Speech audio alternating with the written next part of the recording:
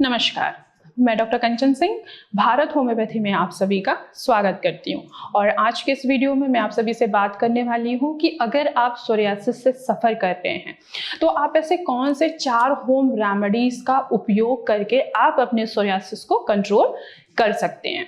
तो चलिए वीडियो को स्टार्ट करते हैं। अब सोरियासिस बेसिकली होता क्या है? तो सोरियासिस एक ऑटोइम्यून डिसऑर्डर होता है जब हमारी खुद की जो एंटीबॉडीज़ होते हैं जब वो हमारे खिलाफ काम करते हैं, हमारे जो स्किन के सेल्स हैं उनके खिलाफ काम करते हैं, तो हमारे स्किन में इन्फ्लामेशन होता है। और जब इन्फ्लामेशन कॉज होगा तो वहाँ पे ड्राइनेस भी होगी, और जब ड्राइनेस होगा तो वहाँ पे हमें ईचिंग भी महसूस होगी। अब हमारे जो स्किन के सेल्स हैं, अब हम पहले तो हम डिस्कस कर लेते हैं कि आखिर जो हमारे स्किन के कितनी लेयर्स होती हैं।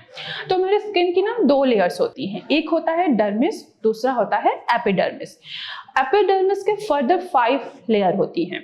जो सबसे नीचे वाला लेयर होता है वो 1 महीने में एक बार ही आता है, लेकिन जब हमारे खुद की जो एंटीबॉडीज़ हैं जब उनके ऊपर अटैक कर देते हैं हमारे हेल्दी स्किन सेल्स पे, तो यही जो स्किन है जो 1 महीने में इसको ग्रोथ होनी चाहिए वो आपका हफ्ते हफ्ते में रीग्रोथ होना स्टार्ट हो जाता है।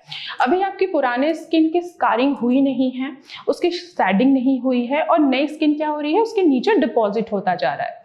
अब वहाँ पे डिपॉजिट होगा तो स्किन का ऑक्सीडेशन जो है वो भी इंक्रीज होगा, इन्फ्लामेशन कॉज करेगा, ईचिंग कॉज करेगा, रेडनेस कॉज करेगा, और साथ ही साथ फ्लैक्स भी आपके दिखाई देंगे।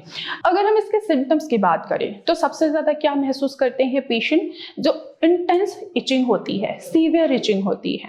इचिंग होगी तो वहाँ पे रेडनेस तो ऑटोमेटिक कॉज होगा। अब क्या बन रहा है, सिल्वर कलर के फ्लैक्स बन रहे हैं, ऐसा लगता है जैसे कि डैंड्रफ हुआ है हमारे स्किन पे भी।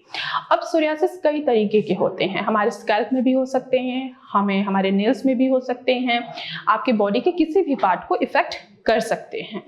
हम बात कर रहे हैं कि आखिर ऐसी कौन सी होम रेमेडीज है जिनका हम उपयोग करके अपने सोरियासिस को कंट्रोल कर सकते हैं। तो पहला होम रेमेडी है नीम ऑयल में आप ऑलिव ऑयल मिक्स करके आप अप्लाई कर सकते हैं। नीम में क्या होता है, ये एंटीबैक्टीरियल होता है, एंटी फंगल प्रॉपर्टीज पाई जाती है, और सेम ऑलिव ऑयल में भी क्या होता है, ये एंटीऑक्सीडेंट प्रॉपर्टीज पाई जाती है।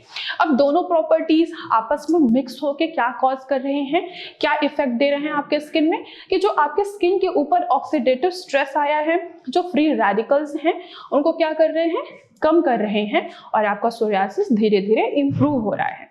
आपको जो ईचिंग बहुत ज़्यादा होती थी, बहुत ज़्यादा जो ड्राइनेस होती है, उनमें आपको इम्प्रूवमेंट नजर आएगा। दूसरी होम रेमेडीज है टर्मरिक और कोकोनट ऑयल का पेस्ट बनाकर अपने सोरियासिस वाले पार्ट पे अप्लाई करना। आपको 5 to 10 मिनट्स अप्लाई करके रखना है, देन इनको नॉर्मल वाटर से आपको वॉश करना है। टर्मरिक में करक्यूमिन नाम का एक एंजाइम पाया जाता है, और साथ ही साथ जो टर्मरिक है वो एंटीबैक्टीरियल और एंटी इंफ्लेमेटरी प्रॉपर्टीज भी होती हैं। हम कोकोनट ऑयल की बात कर रहे हैं तो इसमें एंटीऑक्सीडेंट प्रॉपर्टीज होती हैं।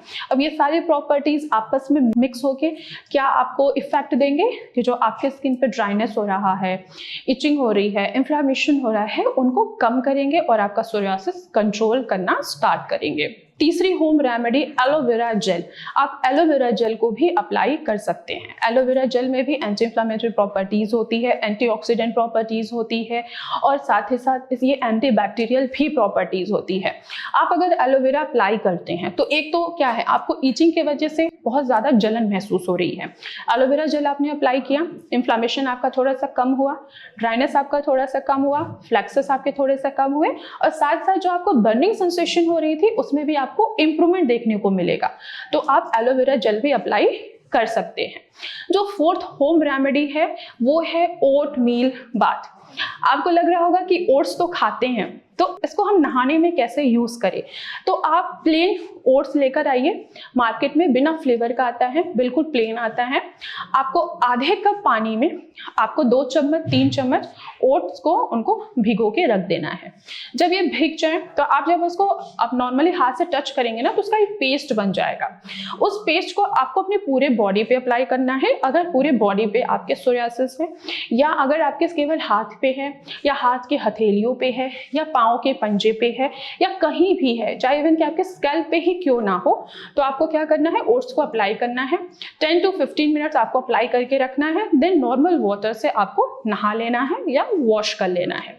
आप अपने शरीर के अंदर चेंजेस देखेंगे कि इन्फ्लामेशन आपका कम हुआ है, इचिंग आपकी कम हुई और आपका साथ ही साथ ड्राइनेस भी कम हुआ। जहां ये चीजें कम होती हैं वहां आपका क्या हो गया, ऑटोमेटिक आपका जो सोरियासिस है वो धीरे धीरे क्योर होना स्टार्ट हो जाता है, यानी कि उनमें इंप्रूवमेंट दिखाई देना स्टार्ट हो जाता है। तो आप इन 4 होम रेमेडीज को अप्लाई करके आप अपने सोरियासिस को कंट्रोल कर सकते हैं। इसके अलावा आपको स्ट्रेस बिल्कुल नहीं लेना है। अगर आप स्ट्रेस लेंगे तो आपकी प्रॉपर नींद डिस्टर्ब होगी। आपकी जब नींद डिस्टर्ब होगी तो आपकी बॉडी के जितने भी हॉर्मोन्स हैं वो भी डिस्टर्ब होंगे। तो आपको स्ट्रेस नहीं लेना है, आपको योगा करना है, आपको मेडिटेशन करना है और साथ ही साथ आपको अपनी डाइट भी फॉलो करनी है। आपको ऐसा खाना खाना है जिनमें फास्ट फूड ना हो, जिसमें फ्राइड आइटम्स ना हो। आपको फाइबर वाले फूड आइटम का सेवन करना है, आपको कुछ सीड्स का सेवन करना है जिससे आपके शरीर में एंटीऑक्सीडेंट मिलता रहे, आपके शरीर पे जो, आपके स्किन पे जो ऑक्सीडेटिव स्ट्रेस आया है वो रिमूव होता रहे। तो ये रहा कि आप किन किन चीज़ों का इस्तेमाल करके अपने सोरियासिस को कंट्रोल कर सकते हैं। तो आज की वीडियो में बस इतना ही, फिर मैं मिलूंगी नेक्स्ट वीडियो में। तब तक के लिए धन्यवाद।